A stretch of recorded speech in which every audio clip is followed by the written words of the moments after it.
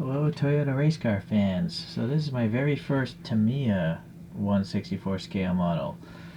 And now that I have it in hand, I might regret my decision because it looks big to me. But anyways, let's take a look. It's used. I don't think Tamiya makes 1/64 scale models anymore. So there's a pretty sturdy case. You know, this display stand is pretty sturdy. It's just one screw here. It says 2004 Funline on the bottom. Interesting. Is this a Funline toy or a Tamiya toy? I gotta look at the internet. Oh, researching, yeah, this is a Tamiya, although the bottom it says Funline. So it's a sticker here. So this is on the 2003 season, and this is in the GT300 class, so it's not the top tier GT500 class. So let's take it off the base. This feels really heavy. And we're going to check the wheelbase on this. I couldn't find the wheelbase of the SuperGT car. I don't know if they're allowed to change the wheelbase of these cars. I think it's the greenhouse is supposed to be the same. So if the greenhouse is the same, I don't know if the wheelbase is the same, but the internet tells me it's 2,500 millimeters long, a third generation Celica. So I'm gonna measure this wheelbase here and punch it into that number.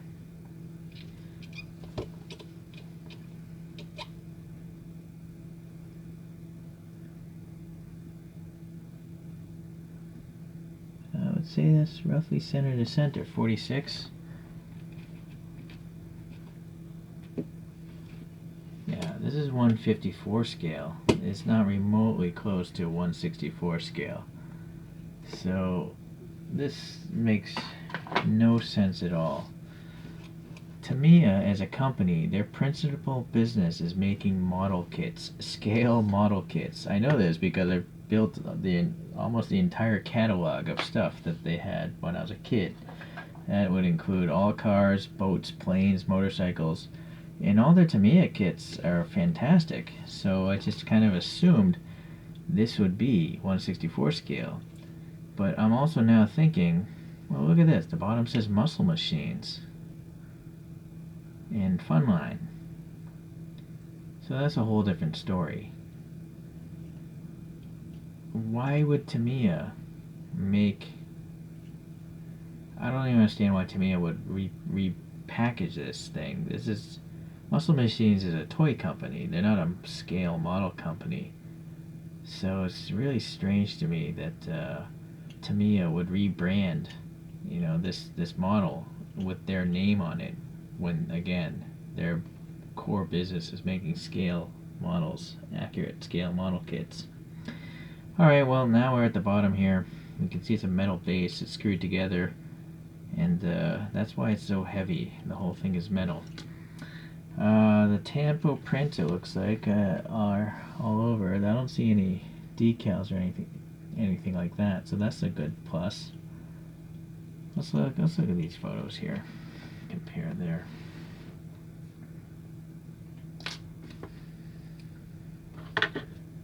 Seems okay.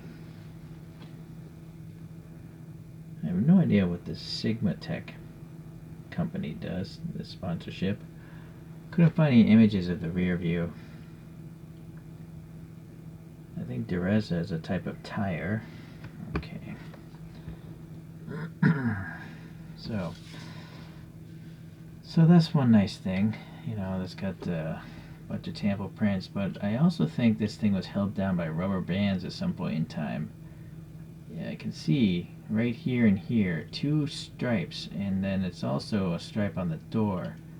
And I think I may have read about that in like a forum, that you know, very much like some old Hot Wheels, they came with rubber bands to keep the thing down, but if you don't take them off, they react with the paint, and that's what happens. So that's what seemed to have happened here. Okay, this is a plastic antenna that would snap, I think, if you bent it too much. The wheels are nicely done. They look very good. And then there's actually a brake system back there, and it doesn't spin with the wheel. It's actually stationary. So that's nice. It looks like the rotor has some grooves in it as well. The tires are really nice too, these Derezas. They have some decent curvature to them. And then, well, Dunlop. That's what it said on the base, Dunlop. Okay, I think we have some fuel filler ports here. This roll cage is interesting. Got some molded holes in there. And then for you opening feature fans, this one does have that feature. And you can see a red fire extinguisher bottle there. But what's going on? Oh, I see. This is the steering wheel here. And the seat is way back there. It's so far back it's hard to see. But it does have some seat belts on it. So, hold on, let me get the flashlight. They're just molded in, but they are painted silver, I think. Yeah, the whole harness there. There's a lock down there. Even the little band that goes through the legs is right there, painted silver. So that's nice.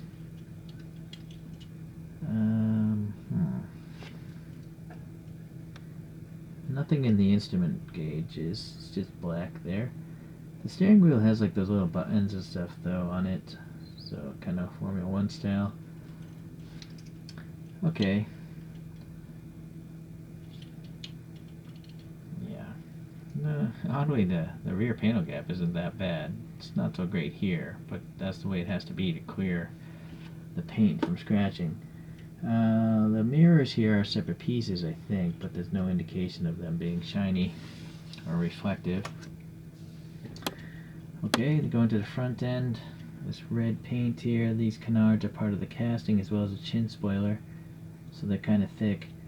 And then we have a texture in the grill, a different texture to these brake ducts. And for some reason there's some sort of metal protrusion here. I see there's a toe ring on the photograph, but it's here and it's red, so they used a graphic for that. But I don't see this thing on any of those photographs, so I'm not sure why that's there.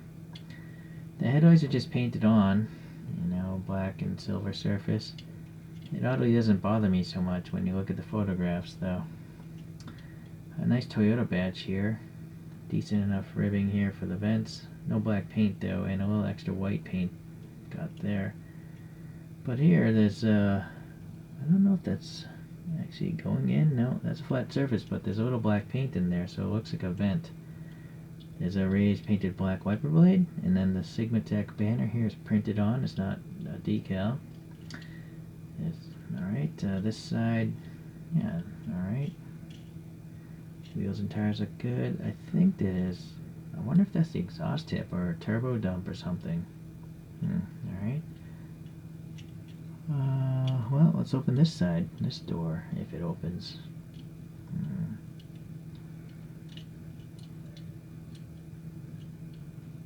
So there's a yellow box there.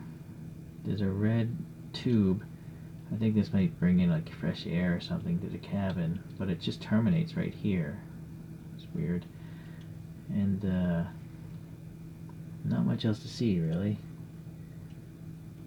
Okay. It's weird that there's fuel fillers on this side as well. They're blanked off. That could be accurate. Alright. Then this rear wing. We got some sponsorship on the side. Kind of thick. Very thick, actually. This looks like a Hot Wheels wing. It's not a scale model wing. It's pleasantly pretty level, though. I like that.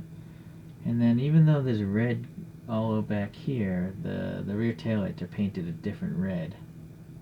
Okay, so it's, I'm gonna guess this is supposed to be like a tow hook or something. This red thing sticking out. Okay. The rear glass is just solid opaque, and it's printed with like a honeycomb pattern or something. Or maybe that's supposed to mimic carbon fiber, I'm not sure.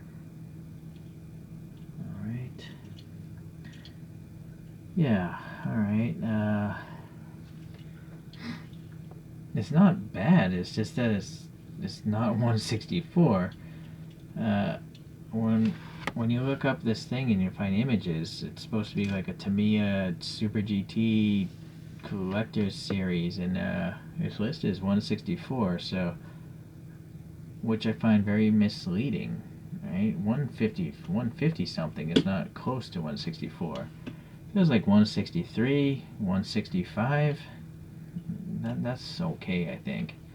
But this is really way off. And I think the best way to prove that is to just pull out some 164 models to compare to.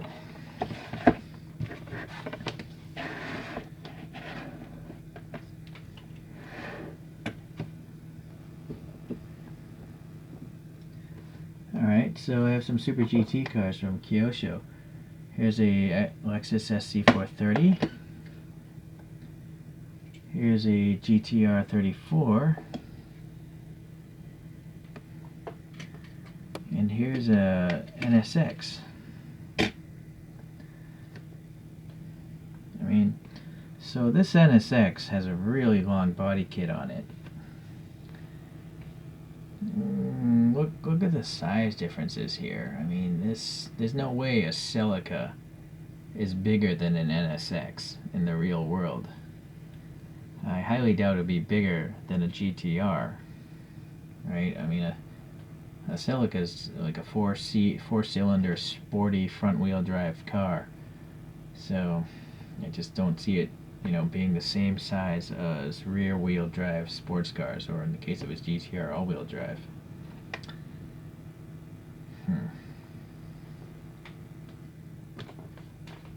Yeah. Another really easy comparison is to look at the size of the wheels. The tire diameter is just huge on this Muscle Machines thing. Alright, well, we'll still give it its due time to spin on its own, but I'm afraid I'm going to probably sell this thing. I just don't love the Celica enough to want to keep this. If this is a McLaren F1, or possibly a GTR, then I probably would keep it. But no, for a Celica, there's no space for it in my cabinet. But if your scale doesn't matter to you so much, I gotta say, this looks pretty nice. I mean, all the printing is tampos, and even though there aren't clear lenses for the front and rear lights, it's just looking at the photograph of the real car there, it doesn't seem that necessary either to me. And then, coincidentally, the door panel gaps actually don't look so bad. I mean, they look better than like an Auto World or an M2 machines. So, it's quite interesting. Bit of a mystery, though, as to why Tamiya is associated with this. So, okay, well, I appreciate you guys checking this out, and I will see you the next time I get a race car. Bye-bye.